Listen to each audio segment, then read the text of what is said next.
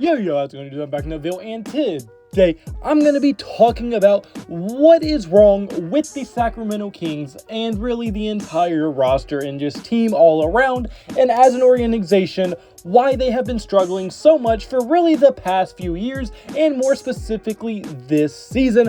I'm getting to a few reasons why I think that have really been holding this team back. So I'm getting to all that in this video. If you like at any point, hit the like button and subscribe button. It would mean the absolute world to me. And without further ado, without running on too much, let's get right into this video. Alright, so the first thing I'm beginning for this video is going to be that there is a lot of players on this roster that have very, very uncertain futures going ahead. And what I mean by this is that a lot of key players on this roster have had a lot of trade rumors around them, as I mean, they're really their best three players: De'Aaron Fox, Buddy Hield, and even Marvin Bagley. Now, yes, Marvin Bagley hasn't gotten to play a lot this season, but that was because he was kind of in the doghouse with Luke Walton, and since Gentry has taken over, he's played Bagley a lot more, and Bagley has still looked very, very solid. And those are still pretty much the three best players. Now, yes, they have the young guys like Tyrese Haliburton and Davion Mitchelle, who have looked very, very good for them as well, but as of right now, I think you could say that those are still like the three best players on this roster, at least the three most appealing, which is why they're the three players that have had so much buzz and trade rumors around them. And the reason that is such a big deal is because, I mean, for when all three of your best players don't know where they're going to be playing in the very near future when the trade deadline comes up, and they don't know if they're going to get traded or not, that makes it very, very hard and causes a huge distraction, not only for them playing basketball, but for really the entire team, because it makes it very, very hard to play for someone that you're not even sure they're going to be on your roster anymore after the trade deadline. And then also, like I said, De'Aaron Fox or all the people that the trade rumors are around, that also makes it very, very hard for them to keep playing, because they're going to be distracted a lot in trying to find out if they're going to be getting traded or not. So really, trade rumors help nobody for that team that is involved, and it really hurts the team a lot. And as if it wasn't hard enough to be motivated to play in Sacramento already, it makes it even harder when you can't even focus fully on playing basketball. And really, as of late, De'Aaron Fox has been gaining tons and tons of trade rumors. Same with Buddy Hield. Marvin Bagley has kind of fallen off due to his lack of playing and kind of him falling into irrelevancy with the Kings and with the rotation, and how he just really hasn't lived up to expectations from when he was drafted. But on the other hand, De'Aaron Fox and Buddy Hield, there have been tons and tons of rumors going around the league for possible trade packages for both of them, or even separately for each individual player. But even though those are the two pretty much backcourts of the team, to make the rumors even more like serious and for there to even be more smoke than there needs to be, with the Sacramento Kings drafting both Tyrese Haliburton and Davion Mitchelle in the back-to-back lotteries, those are two guard players, and that is going to be a very, very big implicator to see that the Kings might be trying to move on from their current backcourt by drafting a whole new one. People even outside of the organization can see them drafting these nice young guards. They would probably want to develop them because they've been very, very nice for the minutes when they're in. Tyrese Haliburton is a very big piece of this team, and I'm sure they want to develop those two players in Davion and Tyrese Haliburton even more than they already are. And what better way to get them more minutes by trading the entire current backcourt that has proven not to be able to make them to the playoffs on a consistent basis.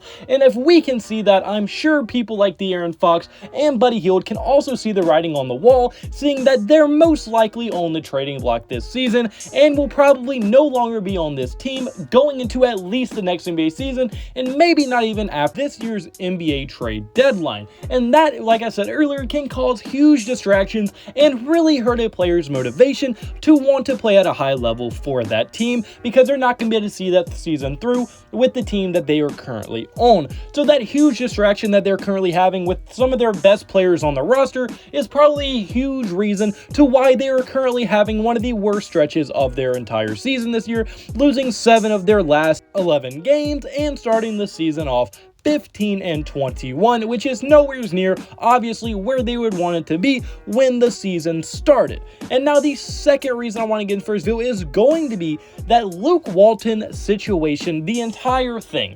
The first situation part is when they even hired Luke Walton. I think almost anybody who kept up with the NBA in any type of way would have told you that Luke Walton was not the right hire for this team. We just saw Luke Walton not be able to bring the Lakers to anything, and that was even before they had LeBron on the team. He was not able to bring that Lakers team to anything of substance, and they had some very nice young players looking back at it. So Luke Walton had already proven his incompetence to be able to be a nice coach for even a very good team when they had LeBron, or even a team that had a lot of young talent on it. So why bring him into the Sacramento Kings, a team that is very young and has had histories of being a dysfunctional franchise? I don't know. So even hiring him made zero sense, but then they kept him around for 3 years after seeing him not be able to produce anything near what they probably wanted from him, and they didn't make the playoffs one time for him. And ultimately, in his 3-year tenure with the Kings, he led them to a record of 68-98.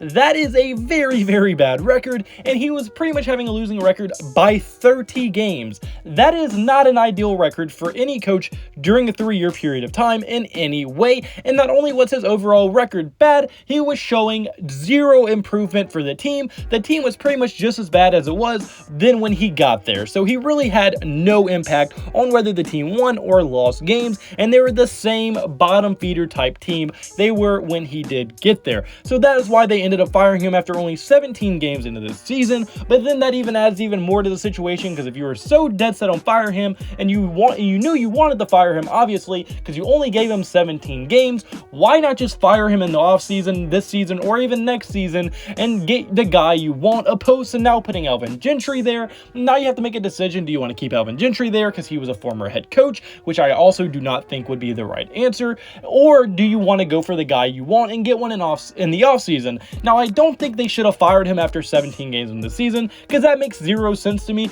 You obviously knew he was on the hot seat, so if you were that close to firing him, there's no way you expected to run it back with pretty much the same roster and be a lot better than you were. So they should have just fired the guy this offseason, got the coach they wanted, and then tried to build from there. But instead, they pulled the Sacramento Kings, and they did what they always do. They completely messed the situation up. They fire him after 17 games. They ruined any cognitive chemistry that the team had, any rhythm, any system they had, and now you bring in a completely new head coach with a completely new system that's going to have completely new ideas on how to deal with his team, and now they're going to have to build up from scratch in the middle of the season, which is never a good idea for any team in any sport ever. And of course, the Sacramento Kings decided to go with that decision because, well, they are the Sacramento Kings, and that is just simply what they do.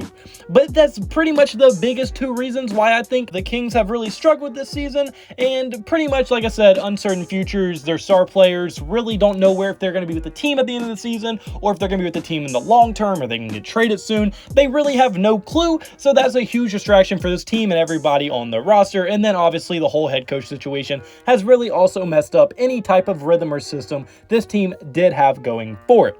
But unfortunately, guys, that's me for this video. So comment below, do you agree with me? Do you think that the Kings are struggling because of these reasons? Or do you think there's other reasons that I missed? I want to hear our thoughts in the comment section below. And like I said, if you like the video, point, hit the like button and subscribe button. It would mean the absolute world to me. And I hope you have a blessed day, because I had a blessed day. So you can have a blessed day. All glory to God. See you in the next video. Goodbye. Boo. Blah.